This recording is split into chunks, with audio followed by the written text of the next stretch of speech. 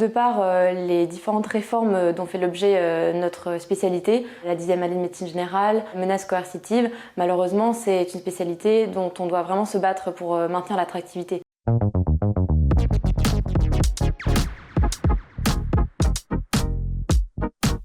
Nos missions, elles sont triples. Il y a celle d'informer, de représenter et de défendre le droit des internes. Dans la formation, on a des webinaires tout au long de l'année sur différentes thématiques. On a aussi des événements marquants dans l'année. On va avoir très rapidement le Webisnar, on va avoir aussi rapidement le congrès, c'est notre moment phare de l'année, c'est un moment d'échange entre les internes, des experts en la matière. D'autres missions qu'on a, ça va être représenter les internes, on porte leur voix sur différentes thématiques d'actualité, puis enfin on va lutter pour leurs droits.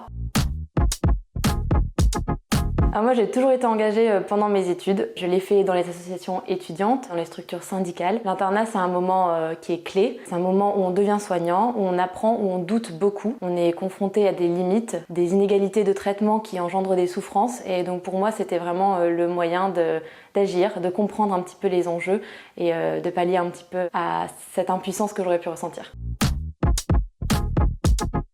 Notre maître mot, c'est toujours un interne bien soigné soignera bien. Ça passe par une bonne application de la réforme de la 10e année. Ça passe aussi par un respect du temps de travail des internes. Pour l'instant, on est loin du respect des 48 heures hebdomadaires réglementaires. Et ça passe aussi par un environnement qui est sécuritaire, donc lutter contre les violences sexistes sexuelles de santé au travail.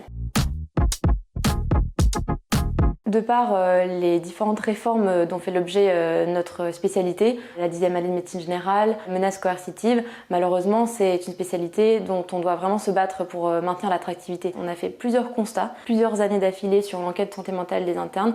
Les internes ne vont pas bien, il faut qu'on les aide, il faut qu'on les écoute et il faut qu'on les accompagne dans leur but qui est celui de soigner. C'est une spécialité qui est complète, qui prend en compte le patient dans son intégralité, qui nous donne les outils pour justement ne pas sortir le patient de son cadre de vie, de ses habitudes, de son mode de vie. La médecine générale, elle est partout, elle est parfois invisibilisée, mais elle est absolument indispensable.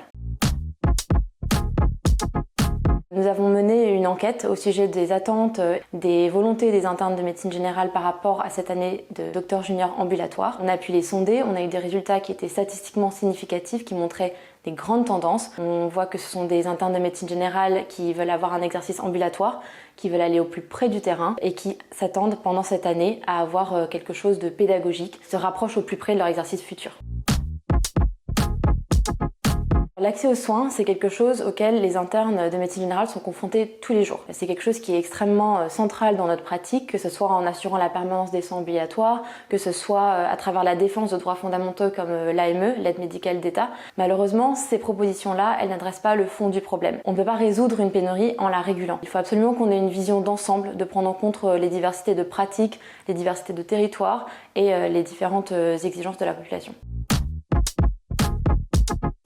Elles sont disponibles publiquement sur notre site internet. On a plus de 50 pages de propositions qui sont concrètes, étayées. Concernant les propositions à court terme, on va avoir l'autodéclaration des arrêts de travail, l'autorisation pour nos auxiliaires médicaux de renouveler les prescriptions et la fin des certificats médicaux inutiles. Ces mesures, par exemple, elles feraient que demain, on aurait des milliers de consultations par jour libérées. On en a certaines à moyen terme aussi, par exemple renforcer le travail avec les territoires à travers les CPTS, les maisons pluriprofessionnelles de santé. On souhaite vraiment encourager la création de guichets uniques qui sont en fait l'interlocuteur principal pour un interne qui souhaite s'installer et on va avoir bien sûr des mesures à plus long terme. Ça va être vraiment de recentrer notre point de vue sur la prévention, l'éducation auprès de nos collégiens et nos collégiennes, nos lycéens et puis ensuite il va y avoir tout ce qui est la formation des médecins, en former plus et surtout agir sur les leviers qui vont avoir un impact sur leur installation.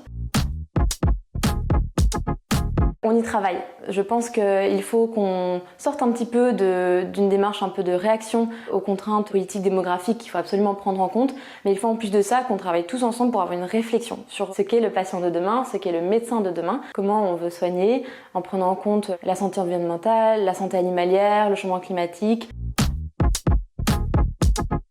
On fait parfois porter les erreurs d'hier aux internes d'aujourd'hui, alors qu'en fait c'est en travaillant ensemble qu'on va construire une santé durable pour demain.